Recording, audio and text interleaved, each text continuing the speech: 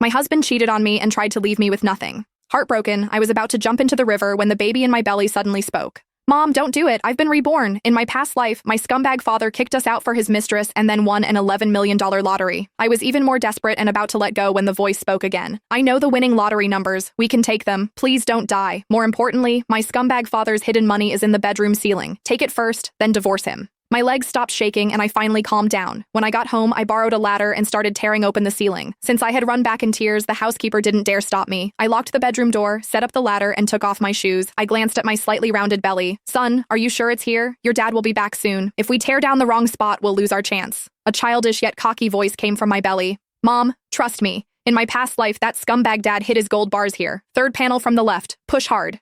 I took a deep breath and climbed the ladder. My hands were shaking. Not from fear, but from excitement. Scott froze all my cards to force me into a divorce. He called it letting me calm down, but in truth, he was cutting off my money to make me submit. He wanted me to leave with nothing? Dream on. I shoved the patterned ceiling panel open. Dust fell and blurred my vision, but I didn't wipe my eyes. I had already touched the heavy black cloth bag. It was so heavy that I nearly fell off the ladder while pulling it out. Be careful, Mom. If you fall, we'll both die. Don't jinx it. My hands shook as I opened the bag. Golden light flashed before my eyes. It was filled with gold bars. I had never seen so much gold in my life. I rummaged through it and found stacks of US dollars underneath. How much money is this? About $5 million. That scumbag dad secretly siphoned it from the company behind his partner's backs. It was meant as startup money for him and his mistress to enjoy life overseas. In your past life, you jumped into the river and let them get away. They used this money to go abroad, get credentials, and return as famous entrepreneurs, completely forgetting you. Hearing this, my anger exploded. Scott, you bastard! I built everything with you from nothing, and now that you were rich, you cheated on me, hid money from me, and even tried to drive me to death?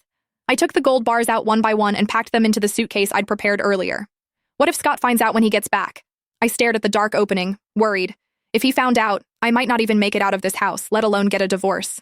Mom, are you silly? Just stuff some old books into the box next to it so it looks full, then put the ceiling panels back. They haven't been opened in years. By the time he notices, we'll be long gone. I suddenly understood. I grabbed a few of Scott's showpiece books from the top shelf, stuffed them into the black bag, and put it back in the ceiling. Then I carefully secured the panels. I even wiped away the fingerprints on the edges. Then I sat on the floor, my heart pounding. Even jumping into the river hadn't been this thrilling. Just then, the door opened downstairs. Scott's impatient voice followed. Tara, did that crazy woman come back?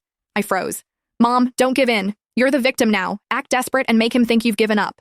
I kicked the suitcase of gold bars deep under the bed, then messed up my hair and sat on the edge. I forced myself to calm down and tears immediately welled up.